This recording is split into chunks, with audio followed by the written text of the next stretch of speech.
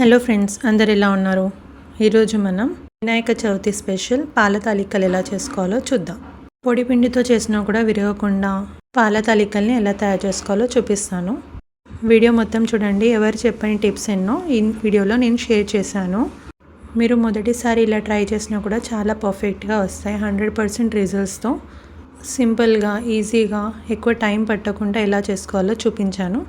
ఇంకా లేట్ ఎందుకు, స్టార్ట్ చేద్దాం. ముందుగా ఒక కప్పు బియ్యం పిండిని తీసుకోవాలి. ఇప్పుడు దీన్ని జల్లెడ పెట్టుకోవాలి. ఇదే కప్తో నేను అన్ని మెజర్మెంట్స్ తీసుకున్నాను. మీరు కూడా ఒకటే కప్తో తీసుకుంటే కన్ఫ్యూజన్ ఉండదండి. ఎక్కువ తక్కువ కాకుండా పర్ఫెక్ట్గా వస్తాయి. ఇప్పుడు ఈ బియ్యం పిండిలో తురిమిన బెల్లం వేసుకుందాం. ఇప్పుడు దీన్ని ఒక పక్కకు పెట్టుకోవాలి. ఇప్పుడు సగ్గు బియ్యంని తీసుకొని 2 సార్లు మంచిగా కడిగి ఒక వాటర్ వేసి పక్కకు పెట్టేసుకోవాలి. ఇప్పుడు గ్యాస్ ఆన్ చేసుకోవాలి. ఒక గిన్నె పెట్టుకొని ఒక కప్ బెల్లం తీసుకుందాం. ఏ కప్తో అయితే బెల్లం తీసుకున్నామో అదే కప్పులో అరకప్పు నీళ్ళు తీసుకోవాలి. ఇలా ఒక అరకప్పు నీళ్ళు తీసుకొని గ్యాస్ని మీడియం ఫ్లేమ్లో పెట్టుకొని ఆ బెల్లం అంతా కరగనివ్వాలి. మరీ పాకం అవసరం లేదండి, మనకు బెల్లం కరిగితే సరిపోతుంది.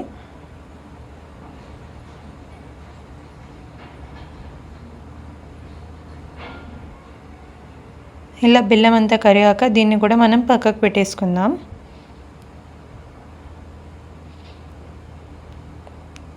ఇప్పుడు ఒక గిన్నెలోకి 2 స్పూన్లు బియ్యం పిండి తీసుకోవాలి. అందులో కొంచెం వాటర్ వేసుకొని ఉండలు లేకుండా మంచిగా కలుపుకోవాలి.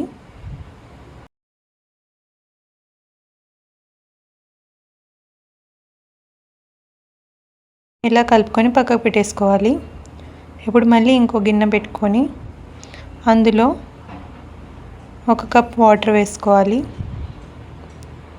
వాటర్ ఇలా మంచిగా మరగనివ్వాలి. ఇలా మరుగుతున్నప్పుడు గ్యాస్ చిన్నగా పెట్టుకొని మనం కలిపి పెట్టుకున్న బియ్యం పిండి ఉంది కదా, ఆ బియ్యం పిండి స్లరీని ఇందులో వేసేసుకుందాం.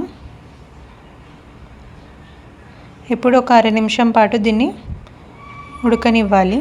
మరీ ఎక్కువగా ఉడకనే అవసరం లేదండి, చూపించిన కన్సిస్టెన్సీ వస్తే సరిపోతుంది. ఇలా చేయడం వల్ల తాలికలు అనేది పగలకుండా మంచిగా వస్తుంది. పిండి అనేది సాఫ్ట్గా వస్తుంది. ఇప్పుడు ఇది మనం ముందుగా కలిపి పెట్టుకున్న బియ్యం ఇంకా బెల్లంది మిశ్రమం ఉంది కదా, అందులో వేసేసుకుందాం.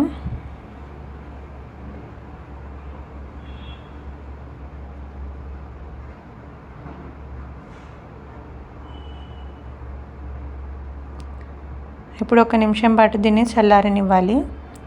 చల్లారాక కొంచెం కొంచెం వాటర్ యాడ్ చేసుకుంటూ పిండిలాగా కలుపుకోవాలి.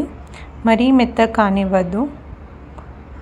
అలా చూసుకుంటూ కొంచెం కొంచెం వాటర్ వేసుకుంటూ కలుపుకోవాలి.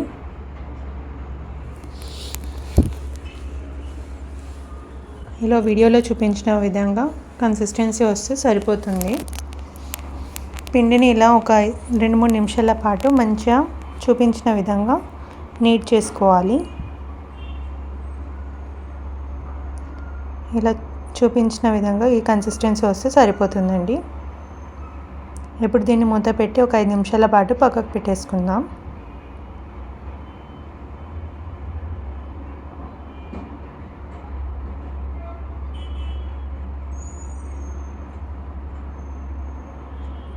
ఇప్పుడు ఒక 5 నిమిషాలు అయ్యాక కొంచెం కొంచెం పిండి తీసుకొని మన తాలికల షేప్లో చేసుకోవాలి.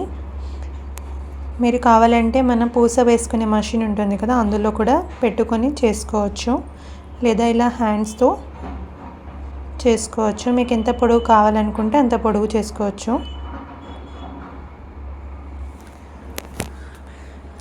మీకు కావాలంటే ఉంటల షేప్లో కూడా చేసుకోవచ్చు. కొన్ని ఇలా మీకు నచ్చిన షేప్స్లో చేసుకోవచ్చు. ఇలా ఒకటి తర్వాత ఒకటి చూపించిన విధంగా అన్ని తాలికలు చేసుకొని పక్కకు పెట్టేసుకోవాలి.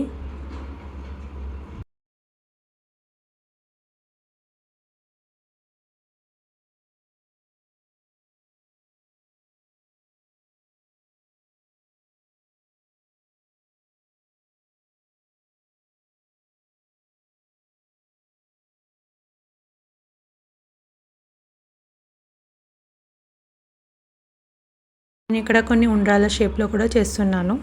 ఇలా అన్నీ చేసేసుకుందాం. ఇప్పుడు గ్యాస్ పైన ఇంకో గిన్నె పెట్టుకొని 1 లీటర్ దాకా పాలు వేసుకోవాలి.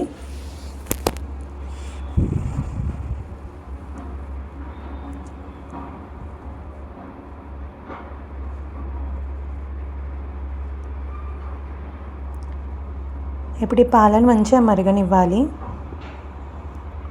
ఒక పొంగొచ్చేదాకా మరగనివ్వాలి. ఇలా మరిగాక ఇందులో మనం నానబెట్టుకున్న సగ్గుబియ్యంని వాటర్తో సహా వేసేసుకోవాలి.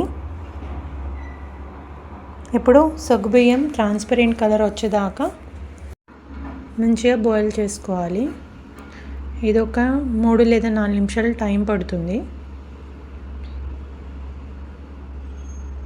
ఇప్పుడు ఇది గ్యాస్ మీద పెట్టుకొని ఒక సైడ్లో బాయిల్ కానివ్వాలి. అప్పుడు మనం తాలికలను కూడా రెడీ చేసుకుందాం.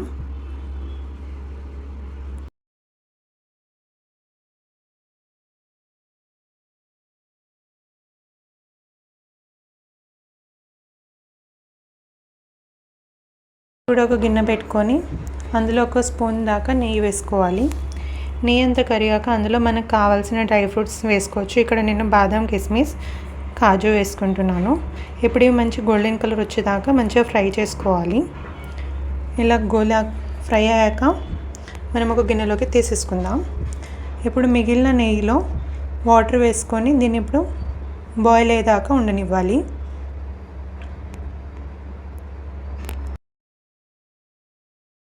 ఇందులో మనం చేసి పెట్టుకున్న తాలికలు ఉండ్రాలు వేసుకోవాలి. అవన్నీ మునిగేదాకా కొంచెం వాటర్ యాడ్ చేసుకోవాలి. తక్కువ అంటే మనం తాలికలు చేసుకునేటప్పుడు కొంచెం పిండి ఇలా తీసుకొని పక్కకు పెట్టుకోవాలి. దీన్ని మనం తర్వాత యూస్ చేద్దాం. ఇప్పుడు ఈ తాలికల్ని 7 నుండి 8 నిమిషాల పాటు మంచిగా ఉడకనివ్వాలి. దీన్ని మనం గంటెతో కలపకుండా ఇలా గిన్నెను తిప్పుకుంటే సరిపోతుంది, లేదా తాలికలు విరిగిపోతాయి.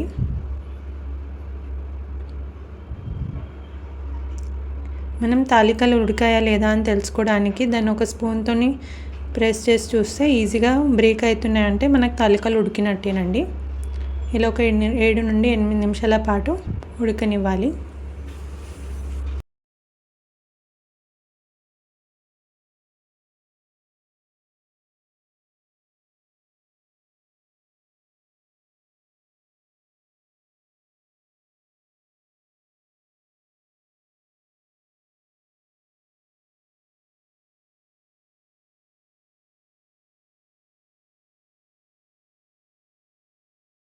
చూసారు కదా, ఈ కన్సిస్టెన్సీ వస్తే ఉడికినట్టేనండి. మన వాటర్ కలర్ కూడా చేంజ్ అయ్యాయి. మళ్ళీ తాలికలను ముట్టుకుంటే కూడా ఈజీగా బ్రేక్ అవుతున్నాయి. ఇప్పుడు దీన్ని గ్యాస్ ఆఫ్ చేసుకొని పక్కకు పెట్టుకుందాం. ఇప్పుడు మనం సగ్గుబియ్యం ఉడకాయా లేదో ఒకసారి చెక్ చేసుకోవాలి.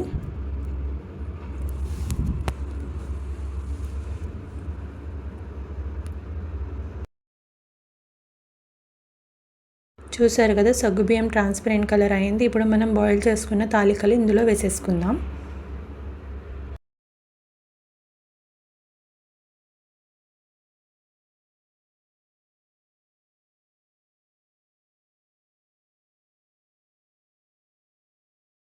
ఇప్పుడు మెల్లిగా ఇలా కలుపుకోవాలి. మరీ ఎక్కువ ప్రెషర్ పెట్టొద్దండి, తాలికలు విరిగిపోతాయి.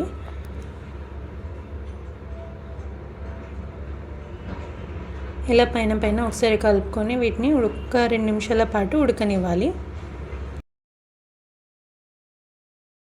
ఇలా 2 నిమిషాల పాటు ఉడికాక 1 స్పూన్ నెయ్యి వేసుకుందాం. అలాగే ఎవరైనా మనం పిండి ముద్దను తీసుకున్నాం కదా, దాన్ని వాటర్తో ఇలా మిక్స్ చేసుకొని ఇప్పుడు ఇది కూడా ఇందులో యాడ్ చేసుకుందాం.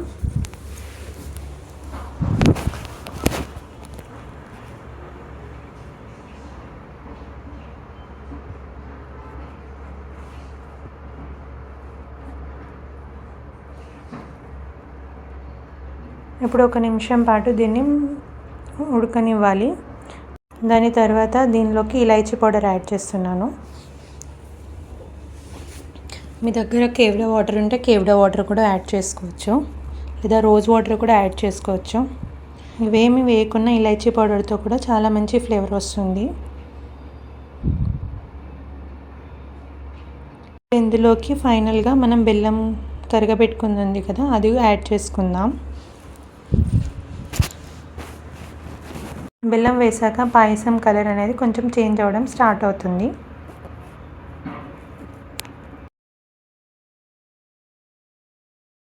ఒక నిమిషం పాటు బాయిల్ అయ్యాక డ్రై ఫ్రూట్స్ని యాడ్ చేసుకుందాం. ఇప్పుడు అంతా ఒకసారి మిక్స్ చేసుకొని స్టవ్ ఆఫ్ చేసుకుంటే పాల తాలికలు రెడీ అండి. ఇది చల్లారిన కొద్ది గట్టిగా అయ్యి టేస్టీగా మారుతుందండి. ఒకసారి ఈ వీడియోలో చూపించిన విధంగా స్టెప్స్ ఫాలో అవుతూ వినాయక చవితికి తాలికలు చేసి చూడండి. పొడి పిండితో చేసినా కూడా ఎంతో టేస్టీగా అచ్చం తడి బియ్యంతో చేసినట్టే పాల తాలికలు రెడీ అవుతాయండి. ఇలా చేయడం కొంచెం లెంతీగా ఉంటుంది కానీ చాలా టేస్టీగా ఉంటుంది. మీరు కూడా ఒకసారి ఇంట్లో ట్రై చేసి ఎలా వచ్చిందో నా కమెంట్ సెక్షన్లో చెప్పండి. మీకు కనుక నా వీడియోస్ నచ్చినట్టయితే లైక్ చేయండి, షేర్ చేయండి, సబ్స్క్రైబ్ చేయండి. Thank you for watching.